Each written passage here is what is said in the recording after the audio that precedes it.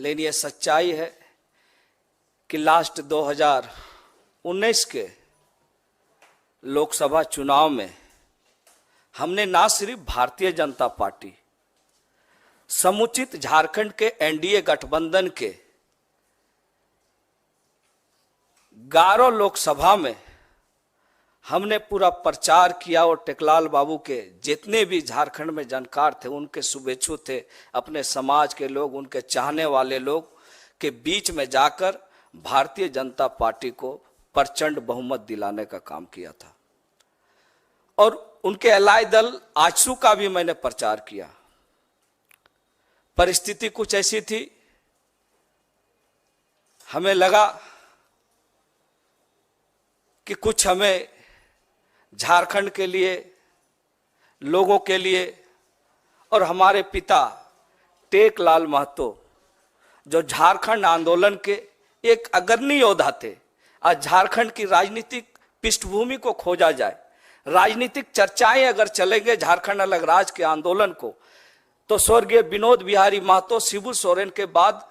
तीसरे ये में टेकलाल महतो जी का नाम था। और पूरे जो इलाके हैं, उत्तरी छोटा नागपुर, चाहे कोल्हान का हो, सभी जगह टेकलाल बाबू का अपना प्रभाव था। और मुझे लगा कि टेकलाल बाबू के सपनों को,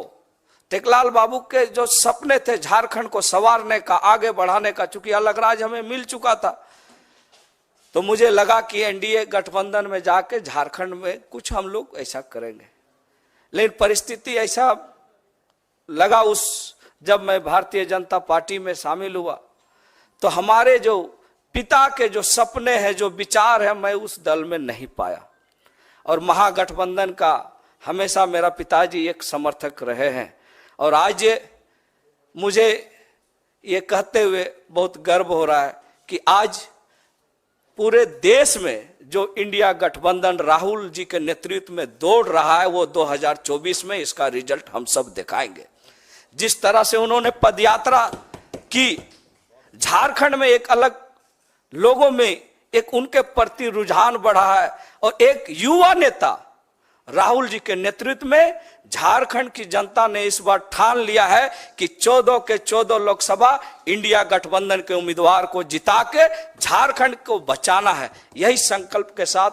हमने भी आज इंडिया गठबंधन को मजबूत करने के लिए और अपने पिता के उन विचारों को पूरा करने के लिए, जिनका सोच था कि झारखंड के आदिवासी, मूलवासी, अल्पसंख्यक का विकास हम कैसे करें, और आज जरूरत है कि उन विचारधारों को अगर कोई पूरा कर सकता है तो झारखंड में इंडिया गठबंधन, महागठबंधन के माध्यम से ही पूरा कर सकते हैं। इसीलिए आज हमने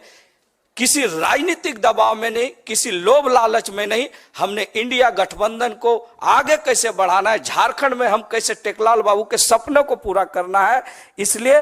खरगे साहब जैसे लोगों के जो सोच है उसको हम धरातल पर कैसे उतारें। आदरणीय हमारे जो